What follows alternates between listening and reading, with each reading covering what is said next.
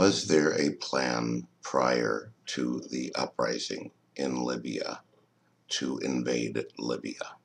Was this not simply a spontaneous uprising?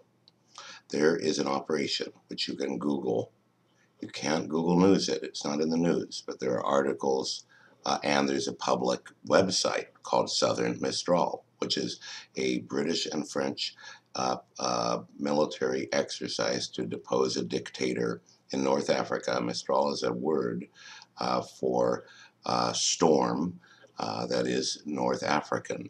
And Dennis Kucinich is interviewed by the Real News on July 7th. The reason I bring this up now, so much later, is it is not in the news. It has not got a single article under the name Southern Storm or under the name Southern Mistral.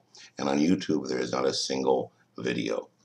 So this Southern Mistral needs to be investigated and appears to be a very major clue about the pretext for the invasion. In Vietnam, we had the Gulf of Tonkin. We had a propagandist reason to start the war. The Gulf of Tonkin incident, if you go to Wikipedia, appears actually is proven to have been a self-attack. We attacked ourselves.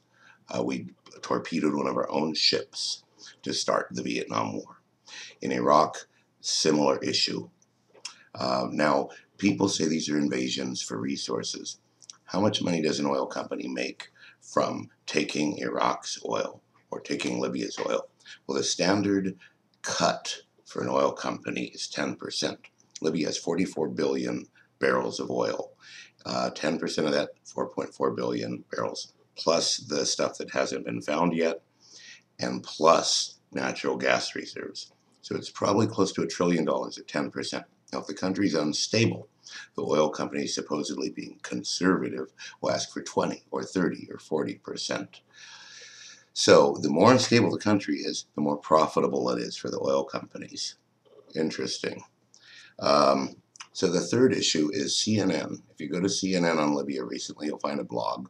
And that blog is by two academics. And what they did is a study, and they claim that the longer you wait to have elections, the more stable the country is. Well, countries without elections at all are extremely stable.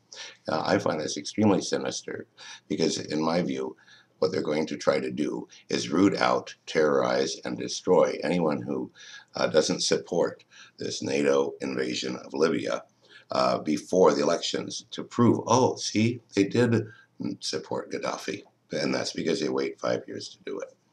The other disturbing development, in my view, is Al-Qaeda is being rehabilitated in the press, which is the most, now this is very subtle, but this new military commander in Tripoli is being defended.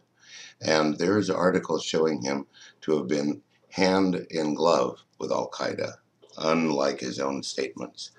The military sent him to Libya after they put him into one of those secret rendition programs in Thailand.